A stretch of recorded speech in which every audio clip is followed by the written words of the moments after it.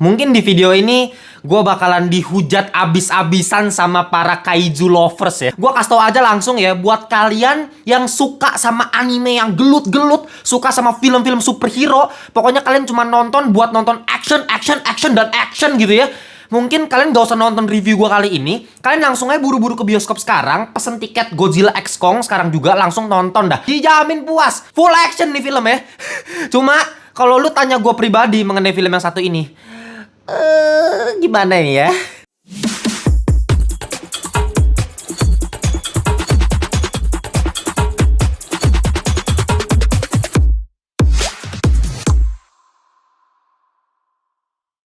Welcome back to Ngelantur Indonesia. Skui nonton, skip blow on. Jangan lupa kalian semua ya, kita kembali lagi di segmen tercinta kita semua, review.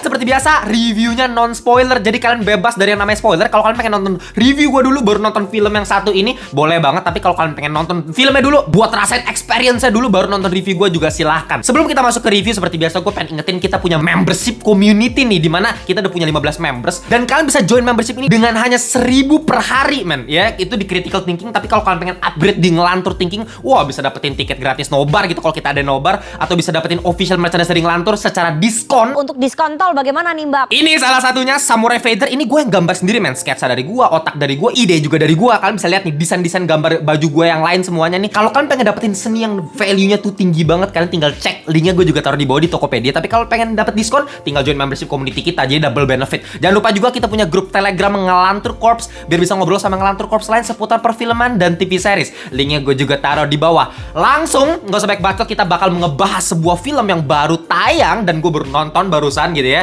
Godzilla X Kong The New Empire. Ya, buat kalian yang belum pernah tahu film dari franchise Monsterverse ini, gue jelasin secara singkat dulu kali ya. Ya, sebenarnya ini installment kelimanya Monsterverse. Film pertama ada Godzilla di tahun 2014. Film keduanya ada Kong Skull Island pada tahun 2017. Lanjut lagi ada Godzilla 2 King of the Monsters itu tahun 2019.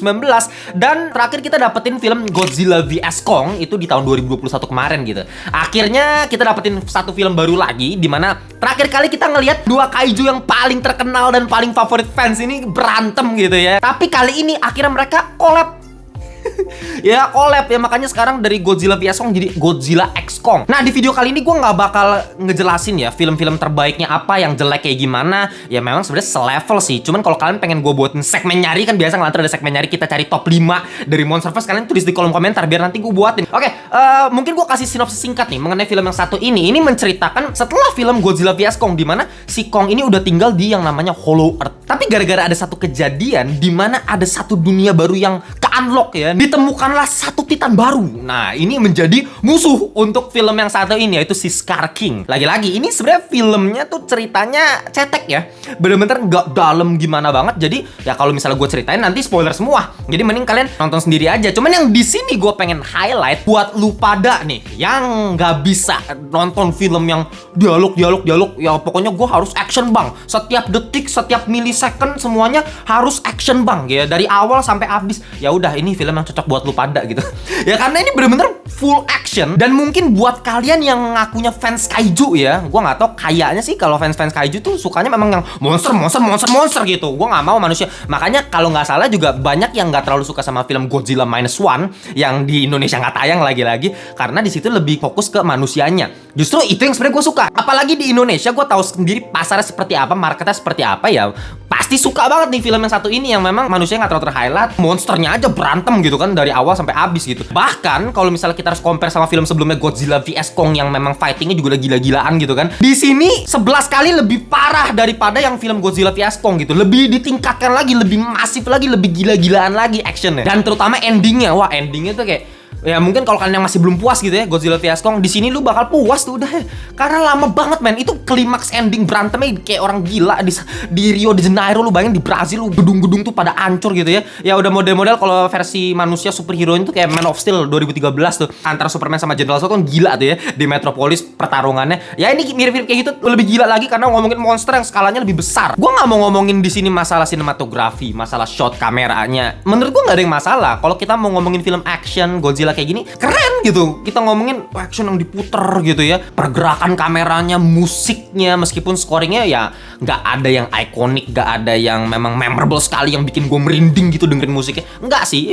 musik yang biasa tapi memang udah bisa mendeliver gitu apa yang kita mau ketika kita menonton kaiju vs kaiju berantem. Secara visual effect gue nggak mau ada masalah lah. Kayak ya gila, lu lihat dari trailernya aja lu udah bisa ngerasain gitu. Meskipun kalau kita perhatikan secara detail pasti ketemu lah beberapa scene yang visual effect-nya kok kayaknya CGI-nya kerasa sekali gitu. Tapi maksudnya secara whole package movie gitu nggak ada masalah sama sekali. Gila men, ini CGI udah keren banget. Jadi secara teknis sebenarnya gue nggak ada permasalahan yang berarti. Bahkan salah satu sisi positif yang gue temukan di sini adalah interaksi si Kong nih. Lu kalau perhatikan Kong ini memang dari film-film sebelumnya juga ada subtitlenya. Beda kalau misalnya kayak film Planet of the Apes ya, Matt Reeves punya tuh misalnya franchise-nya trilogy itu kan nanti ada filmnya lagi nih abis ini. Nah itu lu perhatikan setiap apes-nya tuh ngomong tuh ada subtitlenya gitu. Sedangkan di film Godzilla X Kong ini si Kong itu interaksinya nggak ada subtitlenya. Jadi kita benar-benar yang dari sisi visual, dari sisi gerak tubuhnya seperti apa, kita bisa tahu nih, oh kita interpretasi sendiri. Ketika si Kong sakit gigi nanti kalian bisa lihat gitu. Ketika dia kesepian, dia butuh temen, itu tanpa subtitle, tanpa penceritaan, tanpa orang ngomong, kita juga udah tahu, oh dia kayak kesepian deh lewat visual. Itu menarik sekali. Dan hal positif lain yang gue temukan dari film ini yang mungkin buat kalian para fansnya Millie Bobby Brown yang memang udah main di film Godzilla 2 sama di vs Kong masih muncul juga tuh dia.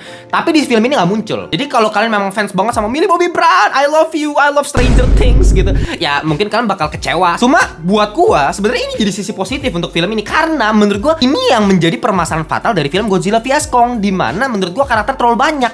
Protagonisnya membingungkan gitu, antara si anak kecil yang bisa komunikasi sama Kong, terus ada si Madison juga, ditambah si Bernie, Dr. Elan, siapa, jadi kayak wah terlalu all over the place, mengurangi sisi esensi ceritanya. Jadi secara karakterisasi pendalaman karakternya kurang tuh di film sebelumnya. Di sini memang lebih compact aja terasanya gitu. Oh sisi manusia seperti ini, sisi monsternya seperti ini. Nah barulah sekarang kita masuk ke permasalahan utama gua. Kenapa tadi gua di awal-awal bilang wah kayaknya gua bakal dihujat nih sama para fans kaiju. Karena gini, menurut gua permasalahan utama dari film ini sisi manusianya. Lagi-lagi ya, kenapa? Karena ini ngomongin ya Godzilla sama Kong vs monster baru dan benar-benar monster sepanjang film. Sisi manusianya memang ada, dan memang sisi manusianya ini dipergunakan di film ini untuk menceritakan eksposisi cerita. Sebenarnya kaiju ini apa sih? Tujuannya apa sih? Kenapa dulu si Kong sama Godzilla berantem? Nah, kalian sebelumnya nggak pernah dijelasin tuh di film ini dijelasin. Bahkan suku Iwi yang kita pernah lihat di Kong Skull Island dulu, ini suku apa? Kenapa bisa muncul di Skull Island? Kenapa bisa di sini ada lagi? Itu diceritain semuanya. Jadi lewat eksposisi manusianya dipergunakan untuk itu. Sedangkan sisi monsternya benar-benar fighting gitu. Dan ini menurut gue kayak dua hal yang kepisah gitu ya. Kalau monster kayak wow fighting, tapi ketika manusia kok jadi lebih ke adventure di sini. Kalau gue pribadi tadi nontonnya gitu ya, karena ini kayak kepisah, kayak tidak menguatkan satu sama lain antara manusia sama monsternya. Jadi gue ngerasa ketika monster, wah gila loh berantem, tapi ketika bagian manusianya ya jadinya kok beda, tone-nya jadi berubah lagi gitu. Di satu sisi, dari sisi manusianya memang lagi-lagi ada si Brian Tyree Henry nih ya sebagai si Bernie yang punya podcastnya Titan Truth Podcast tuh yang ngakak banget dari film Godzilla vs Kong, udah muncul juga dia. Lagi-lagi dia memberikan komedi yang cukup bisa menghibur kita lah para penonton. Gue juga pas di Godzilla vs Kong juga cukup tertawa lewat dia gitu. Dan di sini menurut gue lebih kocak lagi sih perannya dia. Ditambah lagi ada satu karakter baru si Trapper, si dokter gigi ya, dengan British accentnya dia yang unik. Tapi ya menurut gue kayak cuma sekedar itu doang. Manusianya nggak ada emosional yang kuat gitu, nggak ada hubungan antara karakter sama karakter yang lain. Beberapa acting juga menurut gue agak kurang, kayak si Kylie Hotel nih sebagai si Chia nih ya yang bisa komunikasi sama si Kong. Lagi-lagi dia cuma menurut gue kayak sepanjang film tuh kayak emoticon sedih doang, emoticon sad gini doang. Oh matanya begitu doang. Nggak ada karakter yang sekuat di film kayak film pertamanya Godzilla 2014 gitu. Yang lu perhatiin Bryan Cranston cuman muncul berapa menit doang, abis itu mati gitu ya, belum nyampe setengah film udah mati gitu. Tapi sampai sekarang pun gue masih ngerasain ketika dia kehilangan istrinya gimana, sedihnya seperti apa, actingnya seperti apa. And I have a right to know. I deserve answers. Bahkan kayak karakter receh kayak Elizabeth Olsen di film 2014 tuh, dia peduli banget sama anaknya, dia worry banget sama anaknya, sama suaminya gitu. Kekhawatiran itu kita bisa tangkap lewat aktingnya. lewat karakterisasinya, penulisan karakternya gitu. Dan itu yang gue mulai kehilangan nih sepanjang gue nonton film Monsterverse berikutnya sampai ke film yang satu ini. Dan gue ngerti banget, mungkin kalian langsung tulis di kolom komentar gitu ya, ah bang ini kan film Monsterverse bang, ngapain ada manusia-manusia bang, pokoknya gue pengennya gelut aja monster lawan monster gitu. Ya gue ngerti, gue paham sekali, karena memang ini Monsterverse, franchise Monsterverse. Ya kalau lu mau milking sebuah franchise Monsterverse, ya lu nggak bisa terus meng-highlight manusianya. Pasti ya di film ketiga, keempat, kelima tuh udah ngomonginnya pasti monster vs monster. Monster baru lebih jago lagi. Monster apa gue nggak tahu, nanti ada film barunya lagi atau enggak gitu monster first. Tapi gue harap sih sebenarnya ya udah cukup sampai sini, karena menurut gue udah mulai abis nih ceritanya gitu. Lebih ke actionnya aja, keren-kerenan doang. Dan lagi-lagi kalau emang suka action, lu suka fighting, lu pengen nonton buat hiburan, ya nggak ada masalah. Seru-seru aja dari segi fighting. Tapi sisi penceritaannya dan lagi-lagi manusia itu paling penting gitu, paling krusial dalam sisi penceritaan sebuah film. Kenapa? Karena kita manusia. Gimana cara kita bisa relate? Gimana cara kita bisa paham mengenai filmnya secara karakterisasi? Itu kan lewat kita manusia, paham sesama manusia. Dan gua masih orang yang setuju banget sama rumusnya Jaws gitu, film Jaws ya. Kalau gue sering bahas ya film Jaws-nya Steven Spielberg yang pertama itu, dimana hiunya cuma muncul 4 menit sepanjang film, tapi kenapa kita bisa takut? Karena lewat pendekatan manusianya. Gimana caranya dia nge-capture lewat sinematografi, lewat penggunaan angle kamera, lewat dolly zoom, lewat pergerakan kameranya. Itu kan jagonya Steven Spielberg. Tapi mungkin gue juga nggak bisa ngejudge kalian yang bodoh amat. Gue pengennya monster on monster bang, gue nggak mau manusianya. Gue nggak masalah lah. Tapi gue pengen kasih satu contoh. Misalnya ya lagi-lagi tadi tuh, misal triloginya Planet of the Apes yang Matt Reeves punya. Lu bisa lihat ini kan film action, film yang menurut gue juga popcorn movie, mainstream movie. Tapi somehow lewat 3 film itu pun gue ngerasa setiap manusia itu punya peran yang penting. Bahkan ketika di film ketiganya manusia hanya cuma dijadikan antagonis pun tetap berasa, meskipun jadi ada penurunan gitu ya. Manusia itu ibarat bumbu magis gitu dalam sebuah film, dimana mungkin ini ngomongin monster, tapi ketika kita memang membuat karakter manusia ini sangat-sangat kuat gitu ya, itu benar-benar magis, itu benar-benar jadi bumbu kayak micin lah istilahnya, langsung enak banget gitu nonton filmnya. Dan yang ngebuat gue suka sama film-film monster dari zaman dulu, Godzilla 1994 yang sangat luar biasa, legend, atau misalnya King Kong bahkan tahun 1933 yang masih hitam putih, masih stop motion tuh ibaratnya pakai figur gitu ya, King Kong manjat gedung Empire State Building. Itu kan menurut gue sisi manusia yang dalam gedungnya seperti apa, di highlight lewat manusianya. Itu yang menurut gue membuat film jadi jauh lebih kompleks secara cerita, secara emosi, tanpa terjebak dalam cerita film action fantasi yang patternnya berulang-ulang seperti itu lagi gitu. Ya lu kalau misalnya nonton film Godzilla X Kong ini ya, lu bakal ngelihat ini cerita yang lu bisa lihat di film-film sebelumnya gitu, kayak How to Train Your Dragon, ceritanya juga begini. How to Train Your Dragon 2 sumpah ceritanya begini juga gitu. Dan endingnya yang menurut gue cukup menjadi masalah utama nih buat gue, dimana lazy writing ya. Lagi-lagi ya, gue ngerti lah, lagi-lagi ngomongin Monsterverse gak usah lah ngomongin logika, gak usah lah ngomong waduh ini gimana ya. Bahkan ketika kita misalnya ngomongin franchise MCU gitu ya, kita bisa lebih pakai logika lah gitu dibandingkan Monsterverse ini. Ini udah kayak udahlah logika ilangin, tapi tetap aja penceritaan yang baik itu kan diperlukan, sehingga kita kayak nggak ngerasa kayak ih kok begini sih, kok itu jadi gini sih. Dan itu yang gue rasain ketika gue melihat ending dari film Godzilla X Kong ini, dimana sumpah ini rekonsiliasi antara Godzilla sama Kong yang awalnya masih musuhan sehingga jadi X, jadi collab gitu ya. Titik itunya itu kan jadi titik terpenting tuh dalam film ini. Tapi titik terpenting itu justru bener-bener menurut gua kacau, yang bikin gua kayak hah kok begini gitu pas nonton filmnya. Aneh banget cok. Gua seaneh-anehnya rekonsiliasi antara Jokowi sama Prabowo lebih enak dilihat daripada rekonsiliasi antara Godzilla sama Kong. Sumpah ini aneh banget. Lewat tadi gua lagi-lagi gua gak mau spoiler, kalian coba nonton sendiri deh. Tapi kalau buat gua nih Monsterverse udah mulai ngadi-ngadi di film Godzilla X Kong ini. Lagi-lagi dari sisi cerita. Tapi kalau lu ngomongin action, mungkin dari sepanjang film Monsterverse ini yang terbaik.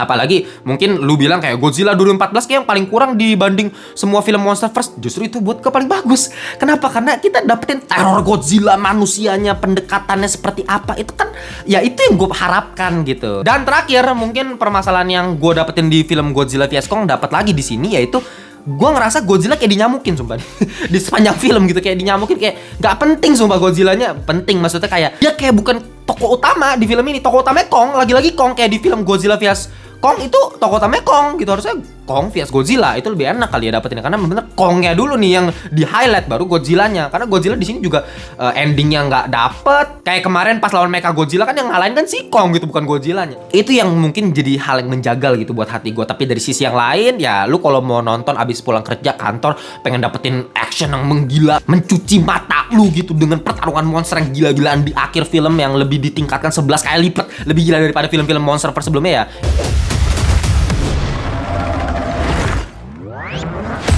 Ini film yang wajib banget lu tonton, fun sekali, final battle epic, tapi memang ceritanya menurut gua meh banget.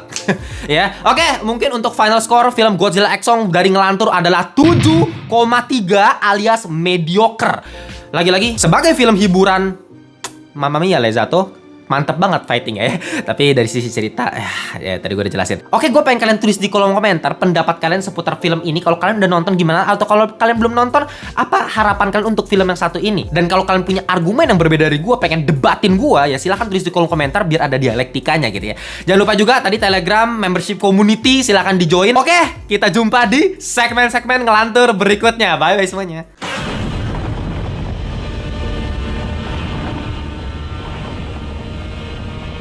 Ya.